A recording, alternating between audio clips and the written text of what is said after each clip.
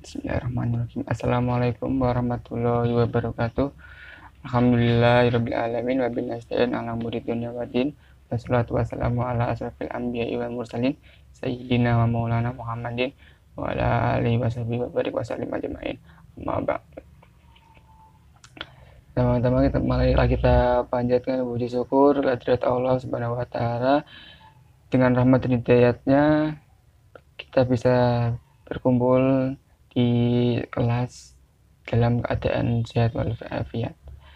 Salawat serta salam tercurahkan kepada Nabi Agung Nabi Muhammad Shallallahu Alaihi Wasallam yang selalu kita nantikan syafaatnya di hari kiamat nanti. Amin Allahumma.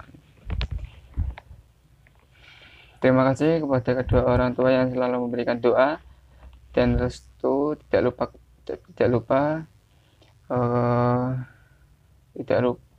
terima kasih kepada dosen pengampu bimbing mata kuliah ini, dan tidak lupa lagi teman-teman yang saya cintai. Oke, kali ini saya akan mempresentasikan makalah saya yang berjudul Manusia sebagai Makhluk Budaya.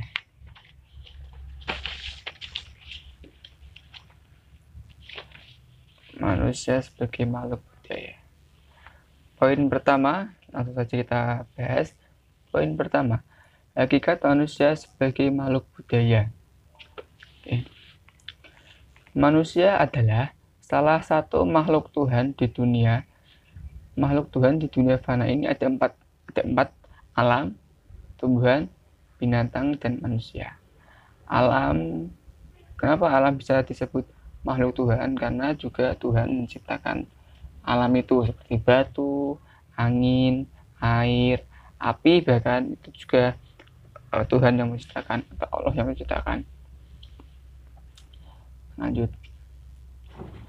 Sifat yang memiliki keempat makhluk Tuhan tersebut, sifat-sifat yang dimiliki keempat makhluk Tuhan tersebut sebagai berikut. 1. Alam memiliki sifat wujud. Wujud itu bisa diartikan ada, ya. Jadi alam itu sifatnya ada. Meskipun angin, walaupun kita tidak bisa melihatnya dengan mata telanjang, tapi angin itu ada. Tumbuhan memiliki sifat wujud dan hidup.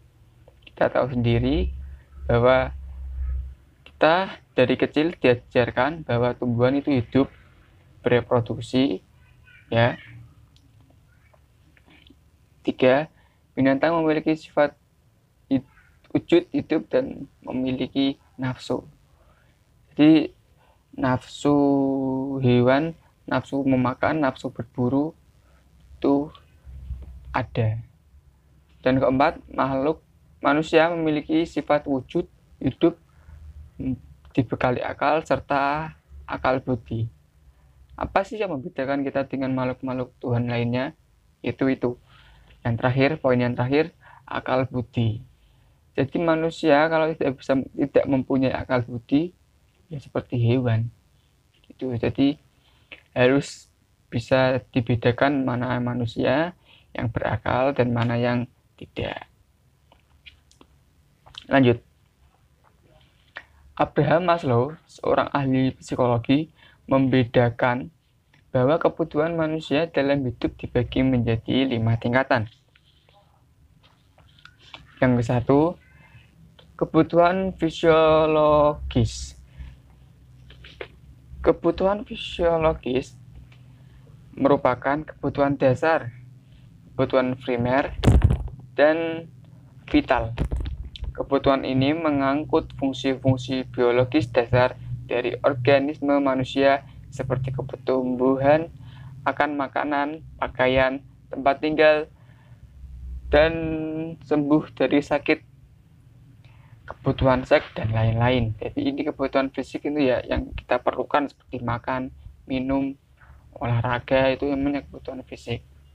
Yang kedua, kebutuhan akan rasa aman dan perlindungan, safety and security need.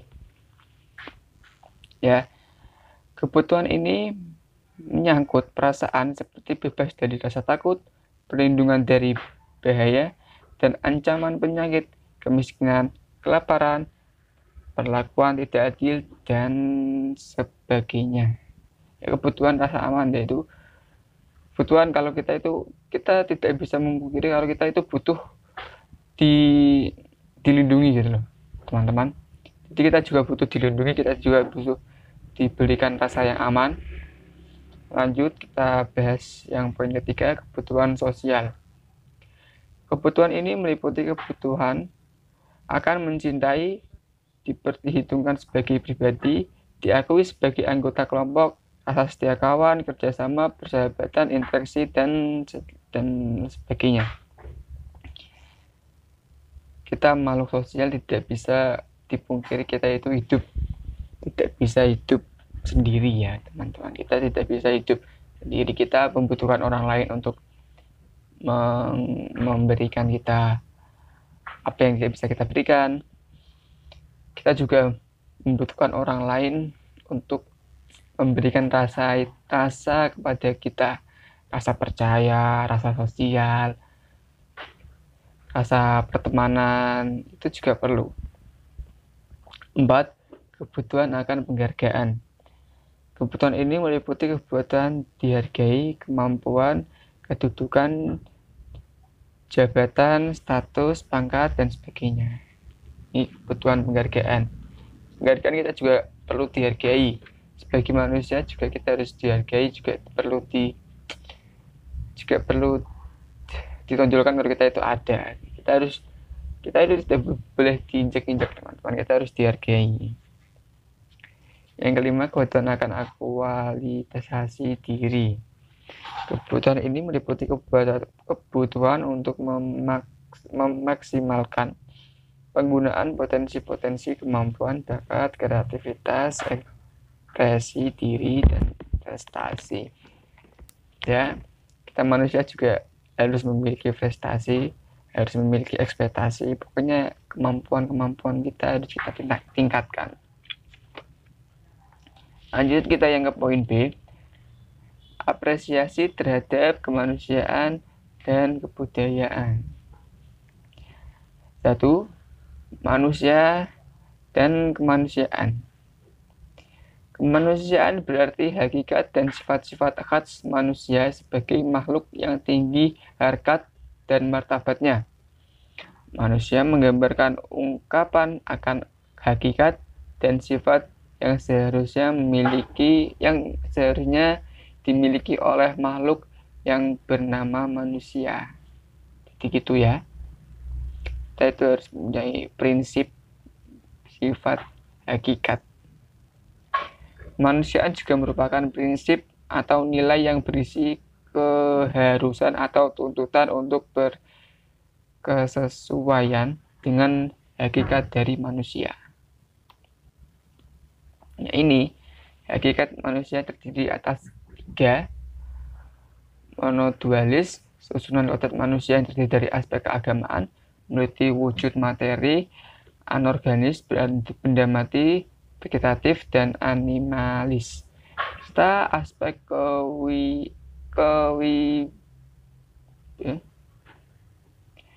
kejiwaan. Aspek kejiwaan meliputi cipta, rasa, dan karsa. Yang kedua, monodualis. Sifat kodrat manusia terdiri atas segi individu dan segi sosial. Monodualis, kedudukan kodrat meliputi segi keberadaan manusia sebagai makhluk yang berkepribadian merdeka, berdiri sendiri, sekaligus juga menunjukkan keterbatasan sebagai makhluk Tuhan. Yang kedua, makhluk kebudayaan. Kebudayaan berasal dari bahasa Sanskerta yaitu budaya, yang merupakan bentuk jamak dari budi. Budi yang berarti budi atau akal. Diartikan sebagai hal-hal yang berkaitan dengan budi dan akal. Ada pendapat lain mengatakan budaya berasal dari kata budi dan daya. Budi merupakan unsur rohani, sedangkan daya adalah unsur jasmani manusia.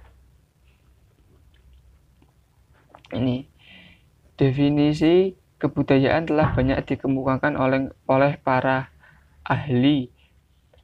Beberapa contoh sebagai berikut. Ini Herkovic lupa belum. Efek memandang kebudayaan sebagai sesuatu yang turun-menurun dari suatu generasi ke generasi yang lain, kemudian disebut sebagai sumber organik.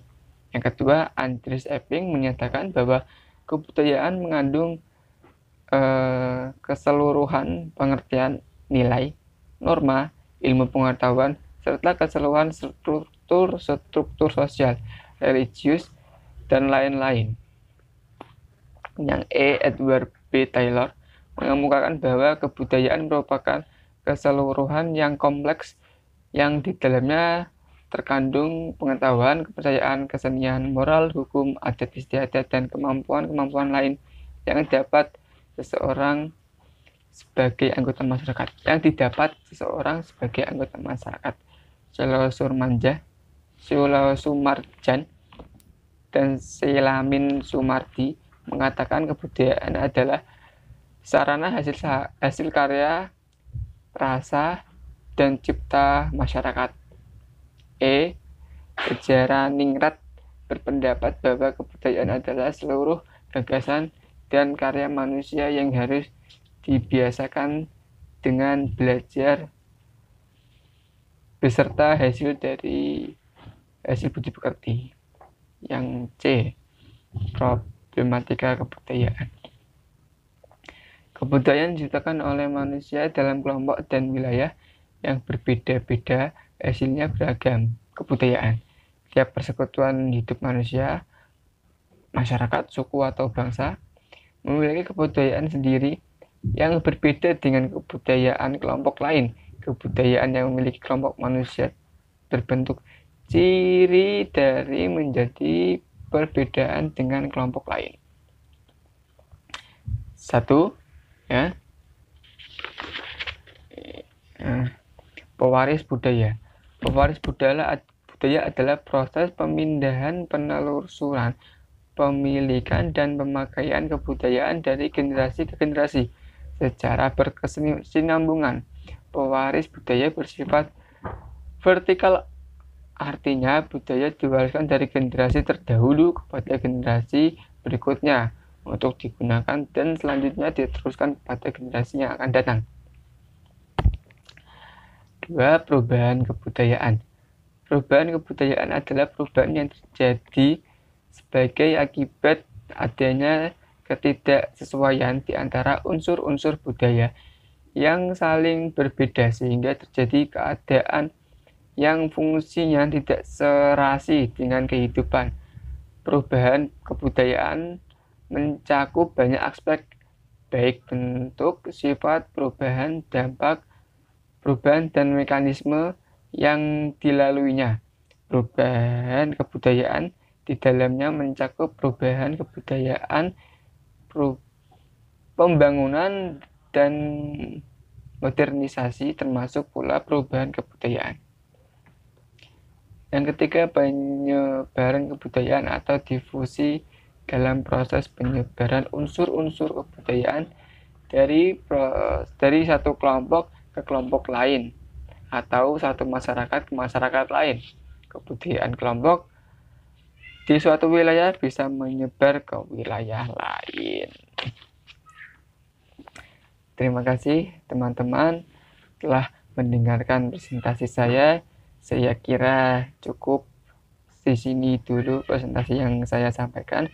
Semoga bisa memberi wawasan lebih. Terima kasih teman-teman. Saya akhiri presentasi saya pada hari ini. Wassalamualaikum warahmatullahi wabarakatuh.